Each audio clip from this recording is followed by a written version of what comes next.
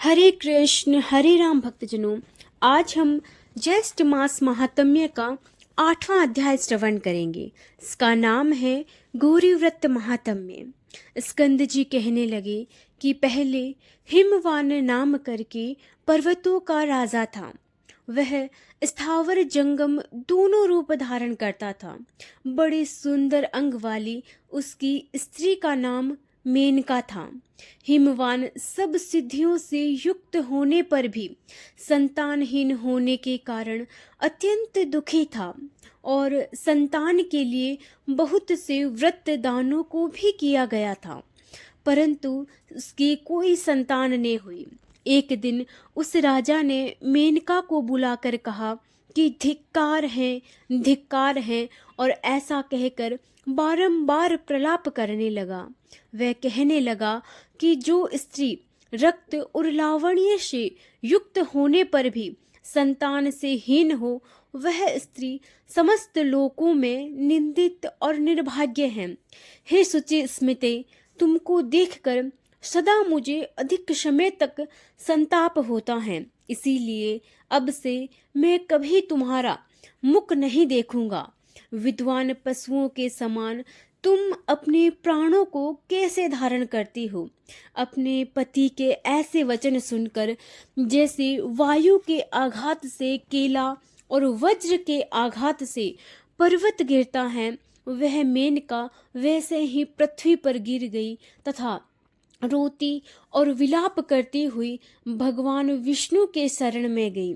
लक्ष्मी जी के प्रार्थना करने पर और सामने नारद ऋषि को देखकर भगवान विष्णु ने नारद जी को मेनका के पास भेजा। नारद जी ने वहां जाकर मेनका को पर्णाशन व्रत का उपदेश दिया और कहा कि ज्येष्ठ तृतीया के दिन विधान पूर्वक इस व्रत को करो। उपदेश पाने पर मेनका ऐसी पर्वत गुफा जिसको मनुष्यों ने कभी नहीं देखा, जो कि सिंह और व्याघ्रों से युक्त हो, वह पतिव्रता वहां जाकर स्थानों के समान नियम में स्थित हो गई तथा भोजन, निद्रा और अन्य किसी भी कर्म को न करके सब कर्मों को त्याग दिया। केवल भगवान विष्णु की गुणमयी और मनसी माया का सदा स्मरण करती रही। यह सब दुष्कर कर्म ज्येष्ठ मास में हुआ।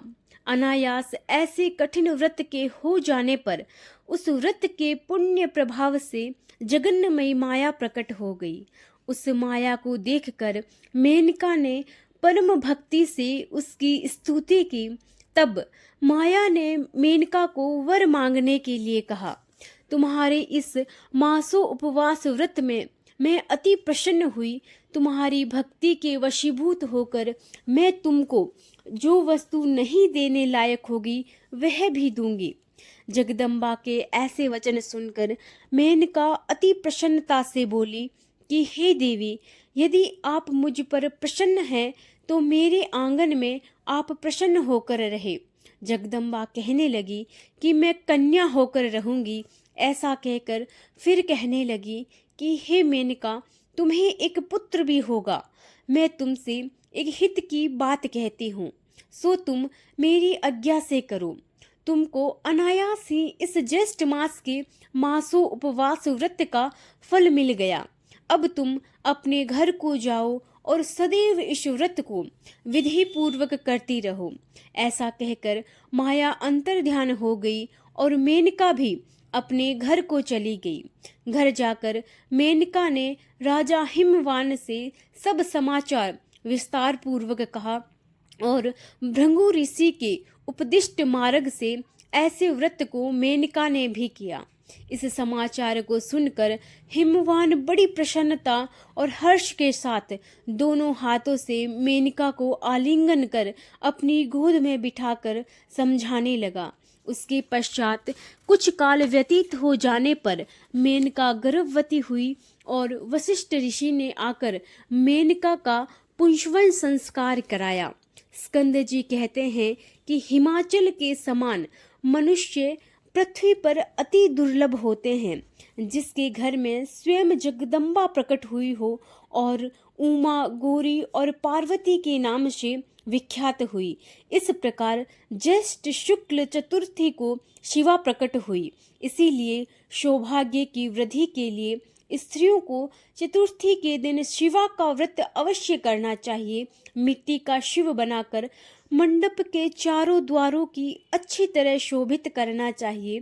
गिरजासन के चारों तरफ धान्य को बिछाकर मध्य भाग में अपनी शक्ति के अनुसार चांदी का झूला बनावे। उमा की सोने की प्रतिमा बनाकर सुंदर झूले में स्थापित करें और श्रद्धा अनुसार भक्ति से विधिवत उनका पूजन करें तथा सुहागिन ब्राह्मणियों का पूजन करें और कन्याओं को भोजन करावे तथा अनेक सौभाग्य द्रव्यमाला और चंदन से पूजन करे। गाना और बाजा तथा कीर्तन आदि से सारा मास व्यतीत करे। नित्य हवन्य आदि का भोजन कर और यत्न पूर्वक नित्य कथा सुने। पश्चात फल संपत्ति के लिए उद्यापन करे और गौरी निर्भय माय इस मंत्र से खीर का हवन करे।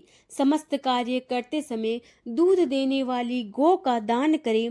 यह स्त्रियों के लिए सौभाग्यदायक गौरी व्रत प्रसिद्ध है।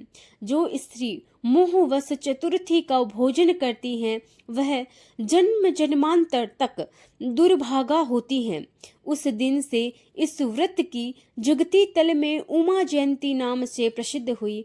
मेनका ने पुत्र संतान के निमित्त फिर इस व्रत को किया और इसके प्रभाव से महान तेजस्वी पुत्र उत्पन्न हुआ। वह मेनाक नाम से दूसरा हिमाचल कहा जाता है।